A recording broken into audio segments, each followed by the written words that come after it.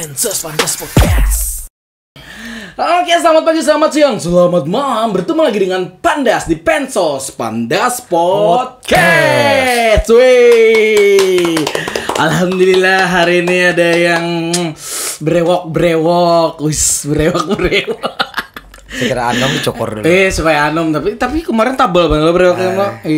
Kayak kelihatan kayak John Martin gitu. Halo, apa kabar? Bang Met, nih Memet namanya. Yang aku tahu Memet namanya siapa gerang sih ya? Bang Mekan KTP. Nama aslinya Ahmad Maulana. Ahmad Maulana lah. Bukan, nggak ada ikatan sama Arman Maulana. Tapi cuman kesamaan fiktif belaka. Fiktif belaka kayak film sinetron. Nah, apa kesibukan apa sekarang ini kan? Kesibukan pura-pura sibuk. Menyibukkan diri. Terlihat update aja dah. Biar kelihatan cerdas di mata publik ya. di media sosial kan padahal biasa aja makan goreng jaga. Asli, nah tapi Bang nyaman banget. Tadi kamu membawakan inilah. Wah, apa tuh? Mok 6. Apa nih? Kamu jualan nggak, Mat? Alhamdulillah, belajar kita UMKM pulang.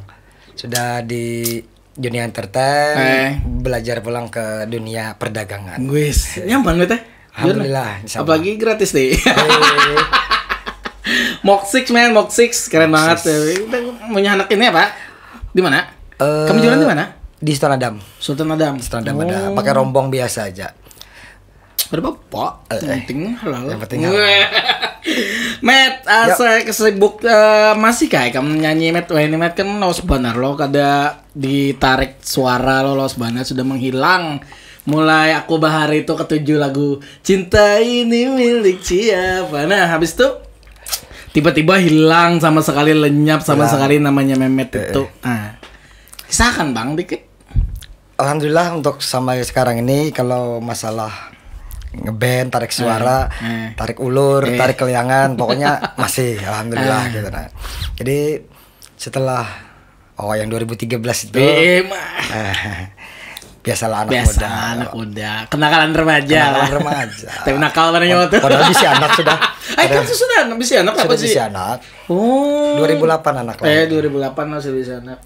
Itu pas di Jakarta ya itu ada kasus tuh lah gitu. Yang sudah mengajarkan arti hidup itu. Itu pengalaman paling berharga. Mungkin orang kada seberuntung aku. Nah, bukan dilihat dari masalahnya lah, cuman mungkin orang kada seberuntung aku dapat cobaan kayak itu.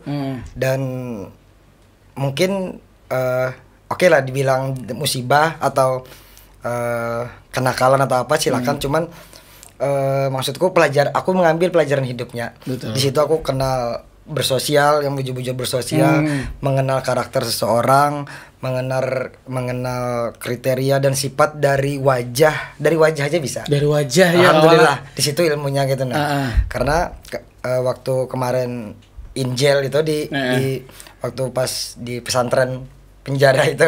Pesantren penjara selama 5 tahun itu. 5 tahun lah, 5 tahun tapi bersyukur karena pada zaman itu tuh untuk barang bukti yang 28.000 butir ekstasi. Itu parah. Alhamdulillah. Besar. Cuman kena 7 tahun. Alhamdulillah gitu. Biasa berapa tahun orang? Kalau ini mungkin tanggalnya kalender ini kan cukup mungkin. Kada cukup lagi. Kada cukup kalender karena kalau lagi kadap pokoknya. Kadap tuh Bang. Alhamdulillah itu diberi kemudahan. Mungkin Tuhan masih dalam artian tuh ikam coba belajar hidupnya dulu gitu ikam kalaunya walaupun kemarin itu mungkin diberi jalan yang mudah atau sukses, waktu ngeband itu mungkin lebih parah pada itu mungkin lebih parah pada itu mungkin maybe I'm dying, kalaunya tiap hari itu tanpa alkohol itu tiap hari Bang lah, every day bahari lah. Jadi Jakarta Alfamart, Indomaretnya aja ada loh, ibaratnya kita duduk di muka aja sudah ada. Jadi tiap hari bangun sore kegiatan tuh apa gini lah, tapi syukur gitu Tuhan masih sayang, masih melaksanakan yang jurang tuh perintahnya. Alhamdulillah tahu di sholat. Alhamdulillah bisa ngaji lah, makanya kada bisa ya. Berarti sebelumnya kada tahu lah. Tahu. Cuman koler ngulik gitu lah. Kira lagu ngulik. Koler ngulik gitu. Jadi waktu itu diberikan kesempatan untuk ngulik. Nah, kamu harus paling kada karena kamu sudah bisa anak, kamu harus tahu basicnya ini yang bakal kamu ajarkan ke anak kamu kelak kayak nah. Maksud Tuhan itu kayak itu nah gitu nah. Walaupun dengan cara yang ya masuk penjara apa segala macam lewat jalan yang kada baik, walaupun kan ada hikmahnya gitu nah. Walaupun hikmah kada jual nasi kuning lagi. Bojo sampai sudahnya sih. Kamu jual apa ya sudah? Iya. Oh iya. Tapi ngomong-ngomong pasti kamu ketangkep tuh itu sudah bisa anak kok. Nah, perasaan kamu pertama kayak apa atau ada anak kamu nyoba atau kayak apa yang paling pertama yang kalau dari anak? Tuh salah satu apa ya dendam sampai saat ini. Dendam dalam artian tuh seminggu sebelum kejadian itu sudah beli tiket, beli persiapan buat traveling lawan anak, lawan bini yang dulu ke Bandung. Ke Bandung. Liburan. Nah, awalnya yang pertama sudah kejadian cuma di Jakarta. Jadi lagi ke Bandung gitu. Nah, sudah nukar tiket apa segala macam. Pas kejadian itu jangan disesali satu itu. Nah. Kalau yang lain bodo amat, masalah band, masalah apa bodo amat. Tapi itu hutang lawan anak tuh nah, itu yang belum terpenuhi sampai hari ini dan akan insyaallah dipenuhi. Pasnya mendengar ini bisa tagih pulangnya. Pas lah. Ke Bandung. Ya, sudah semalam. Sudah. Nah, alhamdulillah berarti tapi sudah tentu. Paling pindah rute ke tempat lain lah. Ke Jerman lah. Wah, jajaran Pak Kauman. Tapi berarti ya sudah apa kada dendam lagi lah dulu lah. Berarti insyaallah. Tapi kan pas sudah di dalam sana, apakah di dalam sana apa yang kamu bikin itu kegiatan di dalam sana? Karena kan di sana kan terbatas kan ruang kan. Maksudnya yang datang juga kan, apalagi kemarin di mana? Di rutan mana? Pertama di rutan Banjar. Oh, kada di Banjar kan? Kan nangkapnya dari polisi pusat Mabes Polri kemarin itu. Jadi Mabes Polri ditahan selama P21 itu selama 3 bulan di Jakarta, di Cawang, di satu gedung sama BNN pusat di Cawang. Habis itu karena TKP-nya ada di Medan, jadi dikirim lagi ke Medan. Jadi dikirim kamu? Kirim lagi Medan. Sampai Medan terus itu selama hampir 3 tahun di Medan ngurus pindah ke Banjarmasin ke Karangintan yang di Matapura tuh. Jadi situ sisanya sampai bebas. Jadi traveling mana itu? Walaupun terbatas kita harus traveling.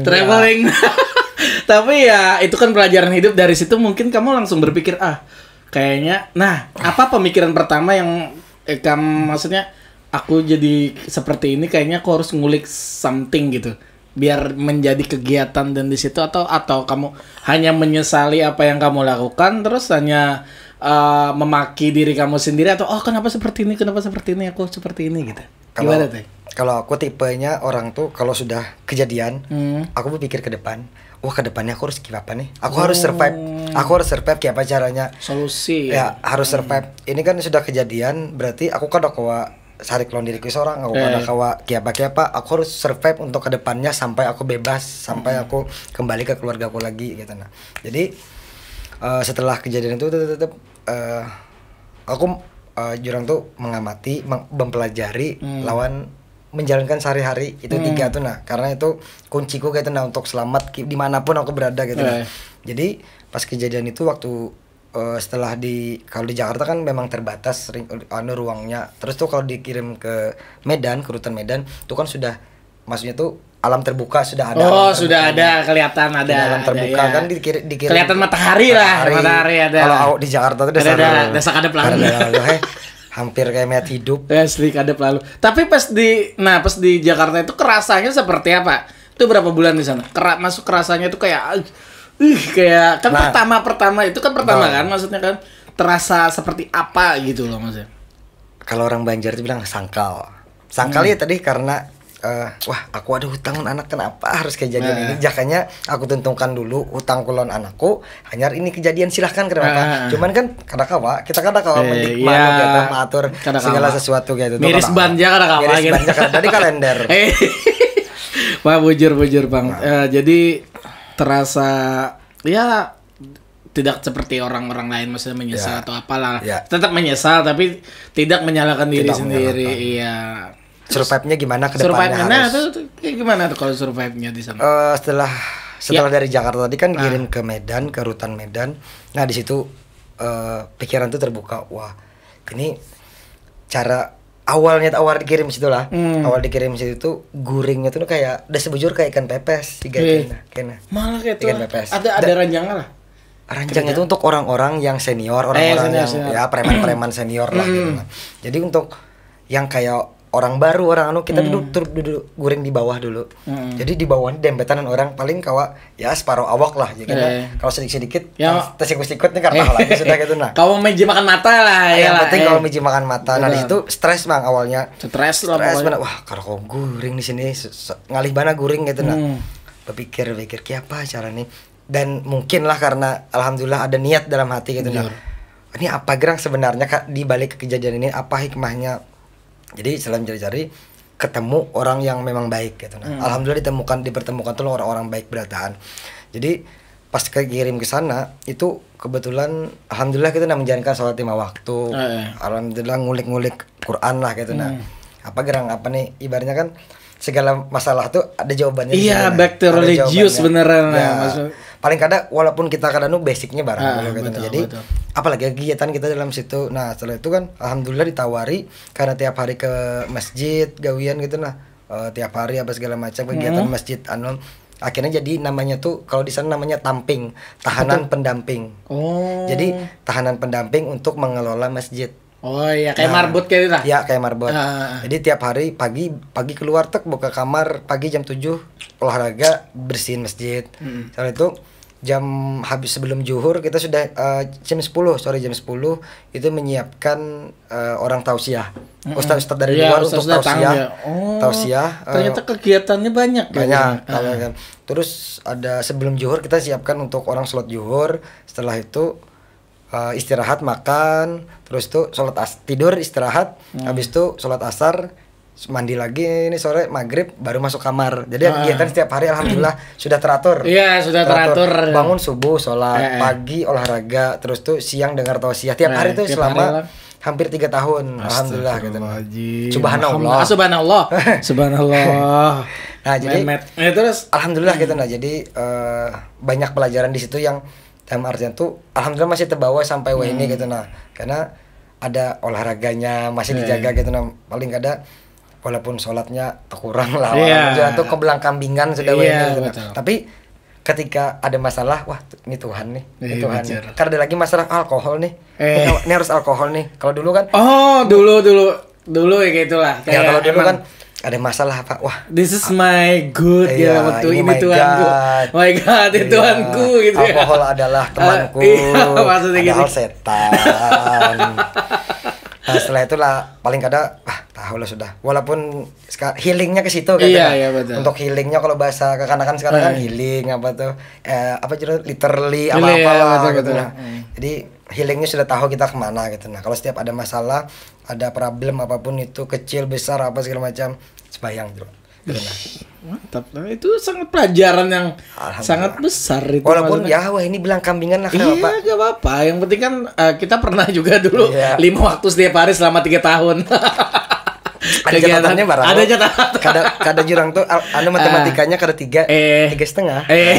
Paling ada lah. Ada. Tapi pas selama ini kan udah hampir berapa tahun jadinya di sana totalnya? 5 tahun ya. 5 tahun pokoknya di dalam sana ya. Nah, setelah kamu keluar apa yang kamu rasakan yang pertama kali kamu bersujud, atau apa sih sebenarnya yang kamu pikirkan pas setelah keluar itu langsung melihat dunia luar itu?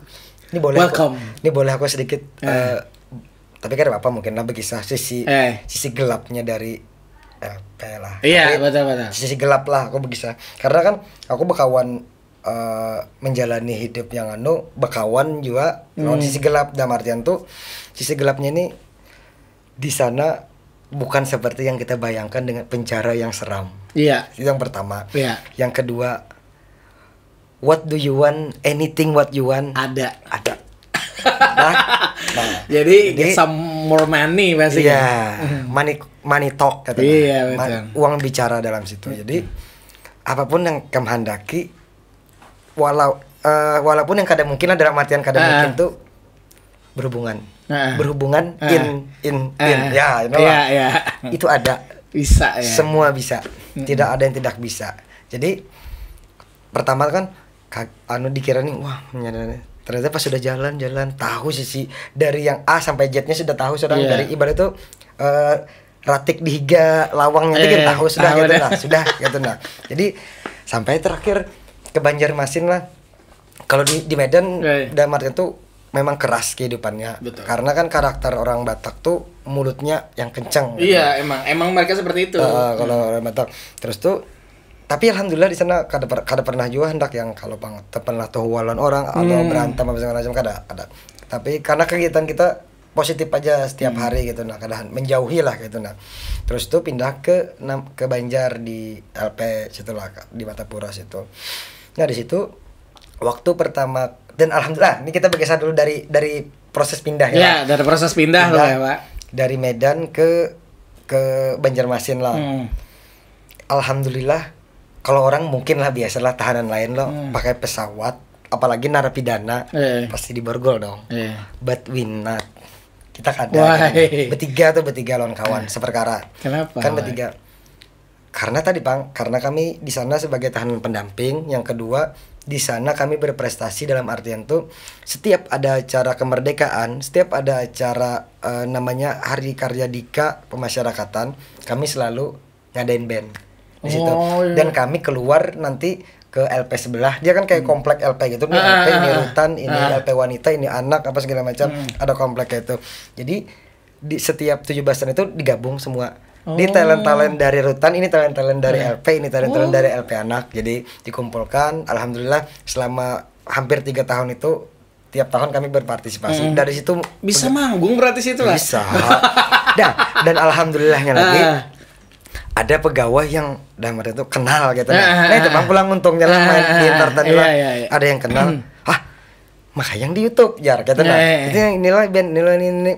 Nah, kemudian pegawai itu yang membawahi, yang membina kami juga. Salah satu kepalanya lah gitu nah yang membina kami. Beliau mau keluar duit pribadi untuk beli dan untuk satu studio di LP itu. Jadi kami yang mengelola. Diolahkan studio lah. Wadah.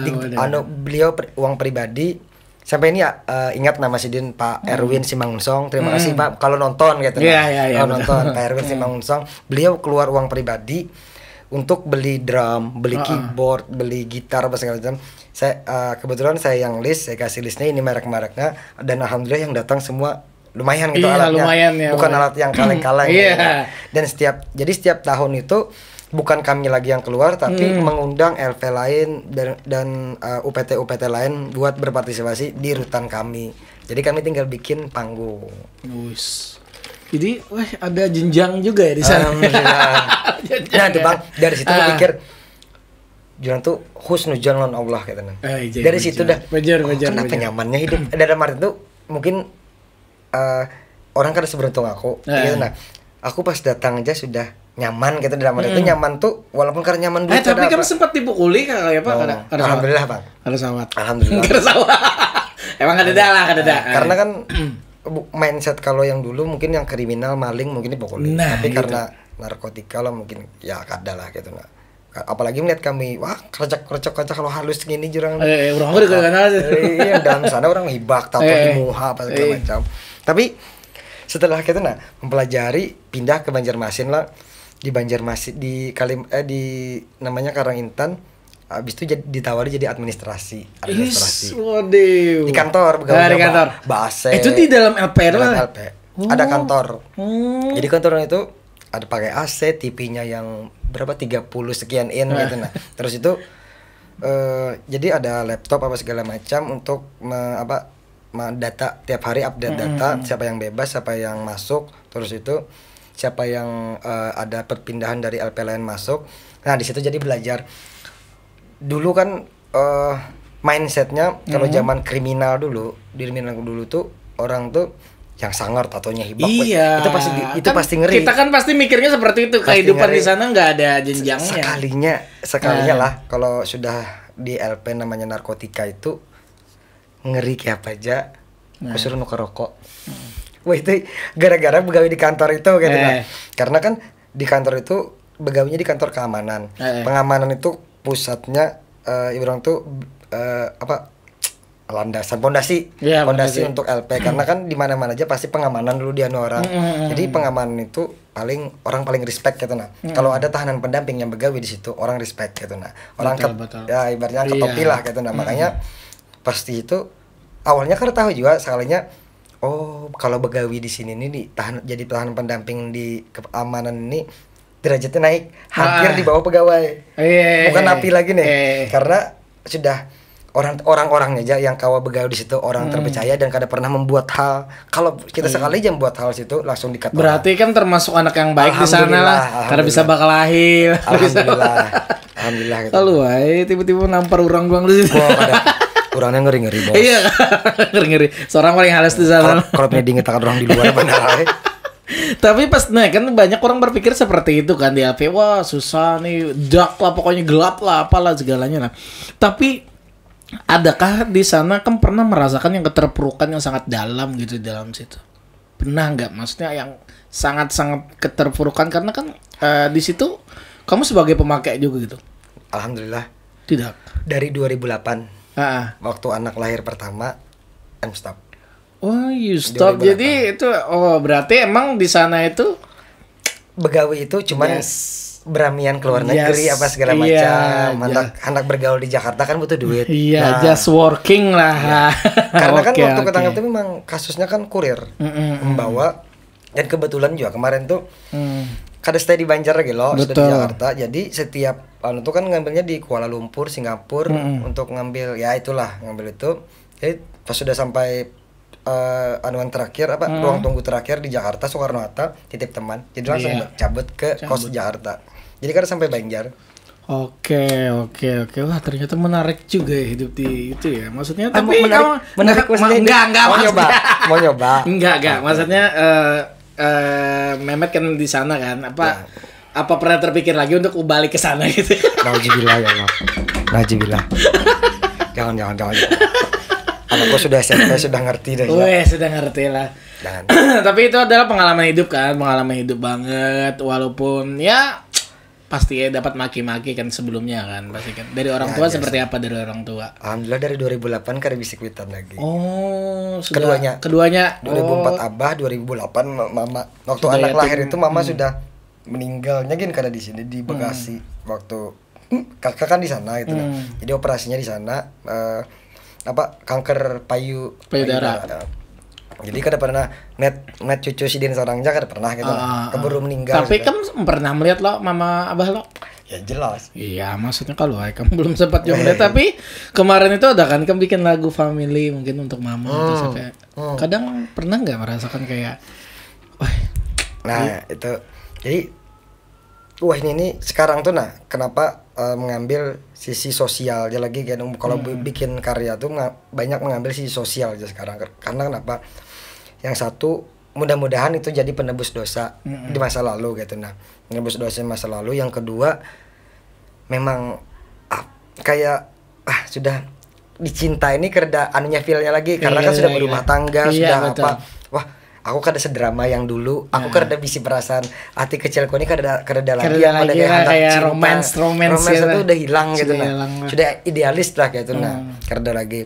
Kalau dulu ya oke lah gitu Jadi sekarang tuh lebih makanya terakhir bikin lagu family itu ya ingat orang tua juga. Betapa melihatlah kawan yang masih lengkap lah orang tuanya gitu lengkap. Kenapa aku kada gitu dulu tuh kada gitu kenapa penyesalan gitu itu aja penyesalannya. Suka jadi maksudnya kenapa sih jadi ngangkat yang gitu-gitu kan kebanyakan kan orang kan sosial kan kebanyakan kan orang ya cinta romance tentang perselingkuhan atau apa kan gitu kan ramenya. Kenapa sih kamu ngambil tema yang sosial gitu lagunya? Apakah kamu merasa itu ada pasarnya atau seperti apa? Ayo gitu. Yang pertama memang ada pasarnya. Ada. Contoh boleh contoh satu. Boleh. Jangan menyerahnya The Massive.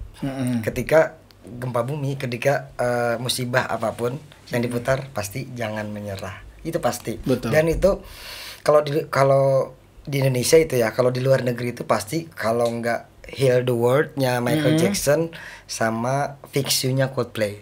Itu dua. Betul. Itu gimana aja pasti itu. Dan itu ada yang all artist membawakan Heal the World, ada all artist juga yang membawakan Fix You. Wah, jadi memang tujuannya ke situ tuh. Jadi walaupun ratusan tahun, puluhan tahun pasti lagu itu dipakai. Itu pasti dipakai. Akan abadi dia. Akan abadi. Makanya itu lebih mengejar ke contoh hari keluarga kan kita ada sekarang hari keluarga. Betul.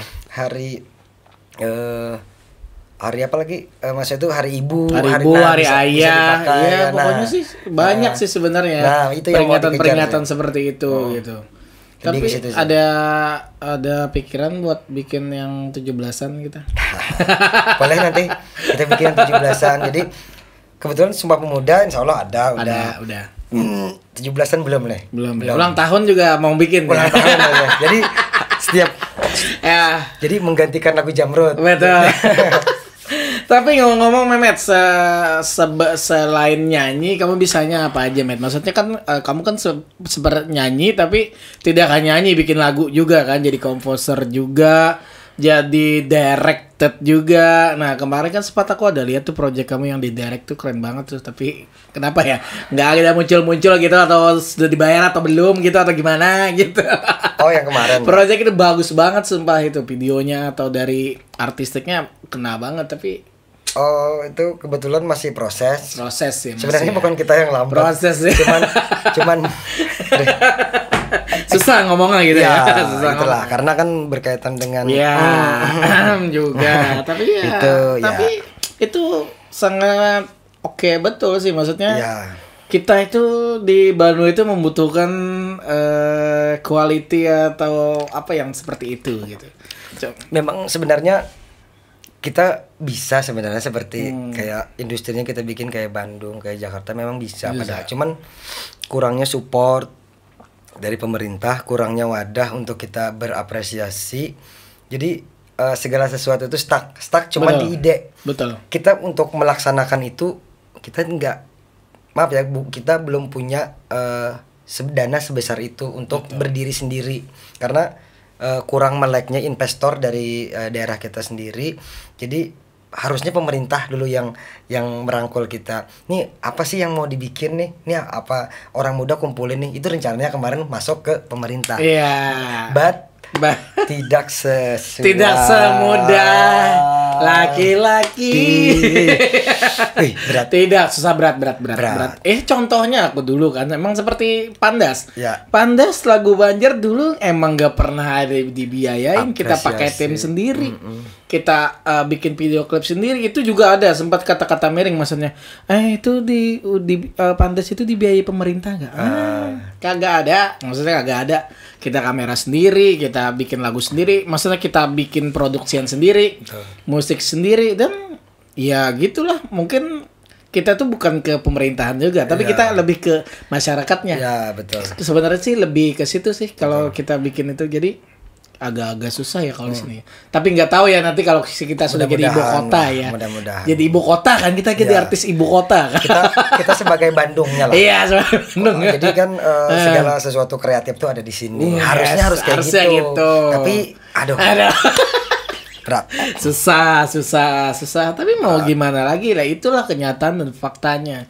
Kita ya intinya susah karena kan kalau di Jakarta, di luar sana itu mencari investor itu kalau kita itu mudah. Maksudnya mudah gitu, orang-orang kaya itu ya udah nih gua duitin nih, naik ya kita terbayarin segini. Wah, enak banget. Kalau di Banjar kita susah banget jualan.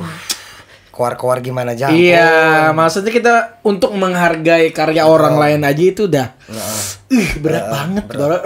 Berat itu. Maksudnya intinya maksudnya belum lagi kita berbicara tentang royalti. Kita tetap berbicara tentang menghargai aja, maksudnya menghargai lah. Wah, contohnya nih kayak manggung aja nih. Wah, harga kawan ya. Nah, itu kan pertama kan harga kawan lah atau apa kan sebenarnya. Mungkin ada IO pertama yang bilang dulu, aku cerita sedikit, bilang dulu Pandas. Baru kali ini gue nemuin ada band lokal atau artis lokal yang pakai rider. Parah. Kalau Pandas itu rider ya, Emang jadi, kenapa gitu? Iya, maksudnya emang kenapa?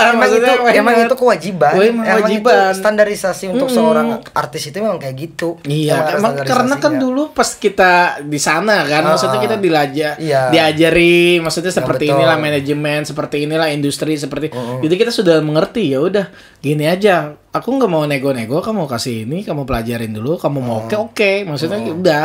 Kalau nggak ini nggak usah bilang apa-apa, kada sama nyambat apa-apa, kadang misalnya kadang. Mau kadang-kadang, kada sama nyambat di belakang. Nah itu biasa kan. Kalau Pandas itu kalau manggung satu session, maksudnya 45 menit ya, selama 45 menit itu kita perform. Dan jam kita itu nggak boleh diganggu-gugat. Betul. Segitu. Jadi ya kebanyakan ada yang minta di sini lah, minta di sini, ya nggak bisa. Nggak bisa. Itulah kalau kita di daerah sulit Sulit. Ini sebenarnya fakta sih. Fakta. Itu memang asli emang. Iya, dan kemarin tuh sempat nggak pengen keluar, kita harus masuk. Ketika masuk, oh memang benar. Ya sudah kita mundur. Kemarin sempat ada konser juga kan? Oh iya. Itu belum muncul itu. Ya itu kalau masalah itu sudah selesai memang. Cuma ada beberapa dalam artian itu ada masalah di recording sama video aja lagi untuk paling finishing aja dikit lagi. Insya Allah pasti keluar juga. Mantap. Ditunggu karyanya. Yang pastinya kan kemarin kita sempat ini juga kan. Ya. Sempat pernah kolaborasi. Ya. Nah. Dan akhirnya saya masukkan Pandas. Nama Pandas rupanya itu mendukung kosong. Itulah. Karena kan politik lah. Iya, kalau kita memandang di itu bukan masalah politiknya, itu politik yang kolot. Kalau bisa sekarang contoh di pusat aja yang jadi saingan ditarik. Iya, ditarik. Contoh dulu kan Jokowi sama Prabowo deh. Sekarang kan masuk kabinet. Iya. Nah, emang kayak gitu sekarang itu harusnya. Tapi di daerah nggak ngerti. Gitu. Yang sebenarnya kan kita kan tidak bukan zamannya lagi kompetitif, tapi kita kolaborasi. Nah itu kolaborasi sih yang semakin ketika orang itu menjadi suatu kompetitor, berarti mereka mampu. Berarti kita harus pikiran kita harus saling berkolaborasi. Siapa tahu kan di antara satu dikumpulin jadinya bagus, jadinya Wonderful Indonesia. Iya. Padahal kita bisa bikin Wonderful Indonesia itu sebenarnya. Wonderland ya. Wonderful bagus juga. Apirap. Nah, gara-gara Apirap lah kemarin tuh gara-gara Apirap kok bisa di pusat, berarti ini daerah bisa. Dan ternyata sangat susah. Kemarin sempat, tapi alhamdulillah kemarin sempat pas Apirap keluarin yang Paris Barantai itu kan langsung YouTube ku langsung 1 juta views kan, karena ternyata jangan banyak duitnya. Sudah 1 juta views ya udah. Aman kan, kukira kan ya udah dia mungkin izin beres atau ternyata kemarin ada ahli warisnya bilang izin gak ada. Itu yang pusat lah. Yang pusat. Jadi mungkin dari kementerian katakan saya. Intinya sih paling gak respect atau menghargai karya orang lain dengan secari kertas kata di sini. Secari kertas sih kita tidak perlu, maksudnya materi bonus lah. Secari kertas aja bilang bahwa ini lagunya dipakai ya, boleh ya. Telepon sekarang kan media sosial. Tinggal cari Paris Barantai siapa penciptanya, tinggal cari hubungin pemerintah daerah. Betul. Tolong saya izin ini. Nah, udah. Tapi kita maksudnya nggak boleh seujun juga ya. Mungkin sang talent udah koordinasi mungkin lah. Tapi nggak nyampe. Soalnya kemarin sempat ada podcast di sini dia. Oh iya, Pak Rizwan. Emang nggak nyampe. Emang nggak nyampe. Jadi emang kemarin kan sempat disentil juga nih di YouTube-nya Alfirep kan, di YouTube-nya. Saya pencipta ahli waris dari karya-karya Abah Anang ya. Saya kasih nomor, nggak ada juga ngubungin. Mungkin karena pemerintah mungkin terlalu sibuk mungkin ya, mempersiapkan proyek-proyek yang lain. Padahal itu sangat penting loh, maksudnya penting banget itu. Masa orang pusat nggak memperhatikan nggak gitu. Padahal itu parah juga tuh. Jadi Matt sekarang Matt sibuknya apa aja nih selain nyanyi? Masih ngamen reguler juga ya sekarang. Karena kan latihan harus tuh. Jadi seminggu, tapi nggak banyak sekarang, seminggu cuma 4 kali lah. Nah reguler nih, ngomong tentang reguler nih. Kan banyak nih teman-teman kita reguleran kan. Dulu kan kamu juga band artis atau band karya kan. Band karya. Nah, kenapa kamu jadi memikirkan tiba-tiba jadi aku pengen reguleran deh sekarang deh. Biasa kan kalau orang idealis itu nggak mau mereka. Jadi kenapa seperti itu ya? Yang pertama dari awal di industri itu memang main di kafe awalnya. Dinespil itu dari 2007 sampai 2009, udah selama 2 tahun mainnya di situ. Terus 2010 belajar recording, belajar karena kan merasa wah nggak mungkin main di kafe aja nih, karena bisa punya impian nih, pengen dikontrak label, punya video klip sendiri, punya karya sendiri, punya impian. Setelah itu pas 2 tahun di situ, setelah 2 tahun long trip ke Batam dan Samarinda, belajar harus semua dicoba dulu nih. Long trip selama 3 bulan, habis itu balik coba belajar reguler bukan recording, dan alhamdulillah cuma butuh waktu setahun kemarin, dari 2010 sampai 2011 akhirnya ada yang festival kemarin mid label ya, mid label 2011 pertama kali recording, pertama kali ikut festival se-Indonesia, dan alhamdulillah band satu-satunya band lah yang pada saat itu, satu-satunya band yang dipilih sebagai jadi, dan lagunya pun jadi theme song kemarin. Iya, jadi theme song, benar itu. Itu udah viral banget itu dulu itu. Waktu zaman belum YouTube, belum terkenal. Itu kan susah banget, Facebook sama Twitter lah. Facebook sama Twitter tuh emang pas lihat video klipnya kemarin emang Facebookan gitu ya. Lagi Facebookan. Iya. Tapi ya namanya mungkin ada something itu, mungkin ada nasib atau apa, atau Tuhan berkehendak lain kan habis itu kan setelahnya kan. Setelah udah masuk inbox kan kemarin kan sempat kan habis itu tiba-tiba ada yang kita ceritakan awal tadi kan, ya pastinya itu kan jadi pelajaran hidup yang sangat setelah masuk gitu. Inbox langsung di-delete semuanya langsung di-delete, langsung putus kontrak, lu siapa anjay. Tapi dari situ emang ada impian masih nggak biar karyanya naik lagi atau seperti dulu lagi, atau lebih hype lagi, atau menjadi sekarang sih gitu? Alhamdulillah kalau untuk mimpi jadi terkenal lagi enggak, cuman dan punya impian karya masih dipakai, alhamdulillah tetap ada. Iya. Makanya tadi mengejar di sosialnya sekarang, lebih ke sosial. Jadi semua karya-karya lebih ke sosial lah. Yang terakhir kan waktu yang kemarin dikiram di terakhir, itu single ketiga kami, yang Family kan yang kedua. Iya, kedua. Family yang kedua, yang ketiga ini Tersenyumlah namanya. Tersenyumlah ini mengangkat cerita awal-awal pandemi, tapi kita membahasnya dengan kacamata sebagai pengguna media sosial. Betul. Di media sosial kan kemarin waktu awal pandemi sampai sekarang itu ada yang pro dengan penyakit, itu ada yang kontra. Jadi di dua sisi itu kita bahas, kita coba masuk dalam artian itu menilai lah dari situ, dari orang yang tidak percaya dan orang government yang terlalu percaya mungkin. Jadi kita semua bahwa semua itu nggak ada lah gitu. Jadi makanya di situ ada dalam artian tuh apapun kamu, statement kamu, apapun opini kamu, ya tersenyumlah gitu. Biasa nggak bakal bikin kamu menang, nggak bikin kamu gimana. Yang pasti kamu setelah kejadian itu kamu tetap rakyat Indonesia, kamu tetap nggak merubah dunia juga, kamu percaya maupun enggak, itu terserah. Tapi kan tetap kita jaga, dalam arti itu jaga tetap kesehatan masing-masing, lingkungan kita masing-masing. Makanya di situ buanglah keegoisan, membuat diri tak nyaman. Tersenyumlah, buat hidup lebih indah. Bila memang tak sepaham, hanya berbeda pandangan. Tersenyumlah, buat hidup lebih mudah. Jadi mantap. Itu berarti gosip ya, gosip sama gosip itu bikinnya. Sama gosip, sama Pandas kapan? Ya, kemarin kan mau masukin, ternyata wah itu tim suksesnya. Pandas Podcast.